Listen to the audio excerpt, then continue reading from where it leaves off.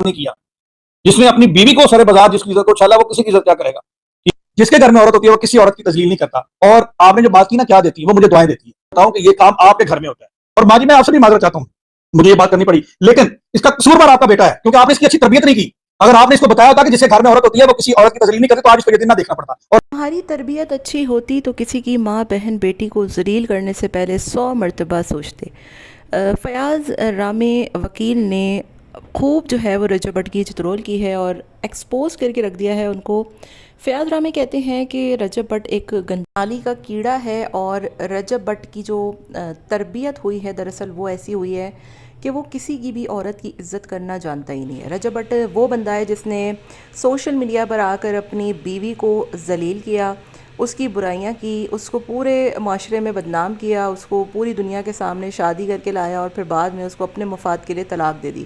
ایک ایسا شخص کسی اور کی عورت کی کیا عزت کرے گا؟ فیاض رامے عائشہ جٹ کے وکیل ہیں اور سب کو پتہ ہے کہ وہ عائشہ جٹ نامی ٹک ٹاکر کا کیس لڑ رہے ہیں. عائشہ جٹ کے ساتھ زیادتی ہوئی، پھر ان کے اوپر حملہ ہوا، بقول ان کے وہ سارا کچھ رجب بٹ نے کرایا اور یہ سارے جو بھی معاملات ہیں وہ عدالت میں چل رہے ہیں.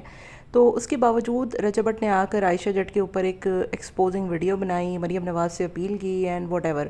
جس میں انہوں نے کافی فیاض رامے کی اور عائشہ جٹ کی جو ہے وہ درگت بنائی، ان کو ایکسپوز کیا، ان کے حوالے سے غلط باتیں کی،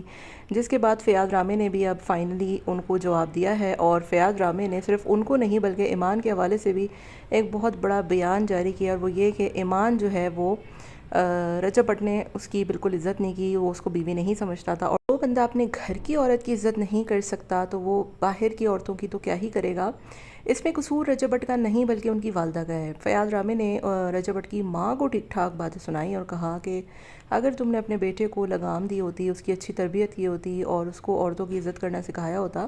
تو وہ کبھی بھی اس طریقے کی باتیں کسی بھی عورت کے لیے نہیں کر سکتا تھا. لیکن افسوس کہ رجب بٹ نے جو کچھ بھی کہا یا کیا آج تک جتنی بھی عورتوں کے حوالے سے، ابھی بیچ میں ایک لاریب ملک نامی خاتون کا مسئلہ ہوا تھا جس میں انہوں نے لاریب پر بھی کافی جو ہے وہ عجیب و غریب باتیں کہی تھیں. تو یہ سارا کچھ جو ہے وہ فیاض رامے نے کنسیڈر کیا اور اس کے بعد رجب کس سے زیادہ ان کی ماں کی مطلب ان کی والدہ کی درگت بنائی